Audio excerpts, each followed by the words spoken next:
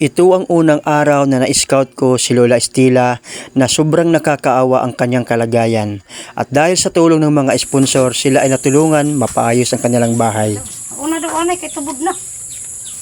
Di man daw. Horrible asi. Adi man uhupin. Mahuwad lugod.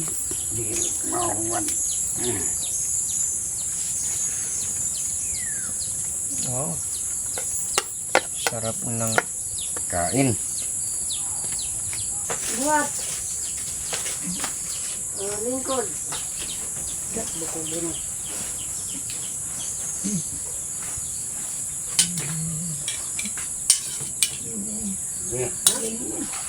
Oh, din usog nga din. Dito ka rito kaon. Ay, videohan. Yan, pag-utom budo. Kaon. Ayaw, sige dyan. Kaya parat.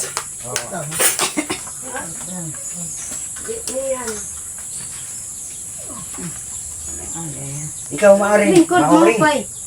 Kaon. Kaya nga to naluy lorat ni Tete Ilidi. Oh, pamasulod. Wala pa man daya pere. Wala ito. Kasupa. Ore ane ka daya pere mahulos ton. Kamu. Ngawang kamu. Ikaw. Pilisa. Mauring. Oh, Kamu day. hindi ka mapasok pa.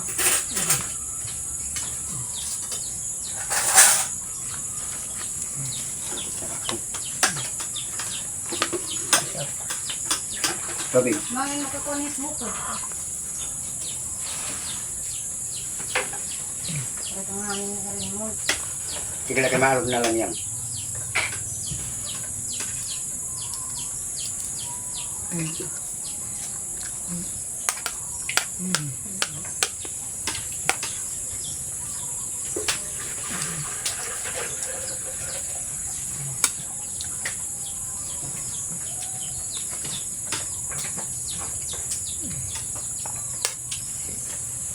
Kau boleh, kawan boleh. Boleh, kawan.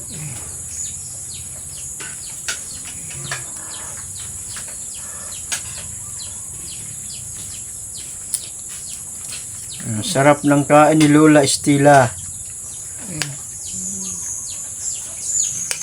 Matang kanutan. Kainin mo ng Kau pilih pizza. tak?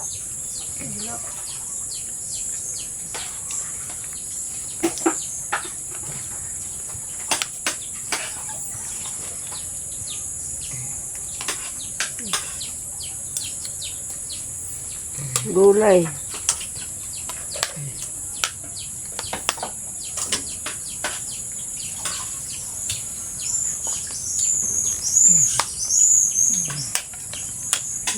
Bukog. Mga naman may bukog. Ito may bukog dito. May bukog. Hari, siya tubig dito.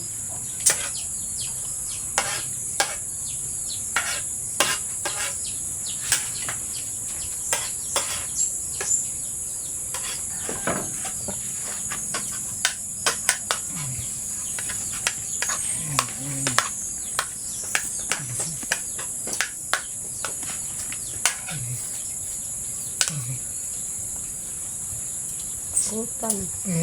Utan.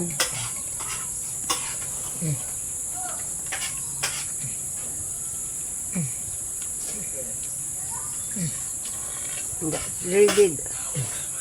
Salamat sa Diyos dahil sa natulungan si Lola Estila at Tatay Carlito. Nasa kabila ng kanilang kalagayan at ngayon meron na silang bagong bahay, maayos na ang hinihigaan ni Lola Estila, wala na silang poproblemahin sa pagkain nila araw-araw.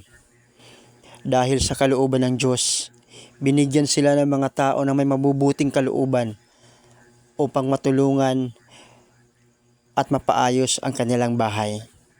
Ngayon, ang sarap ng pakiramdam na nakikita mo ang isang matanda, 91 years old, na sa kunting panahon niya dito sa mundo, nabigyan natin ng saya, ngiti, pag-asa, at mailagay man lang siya sa maayos na kanyang tutulugan. At ngayon,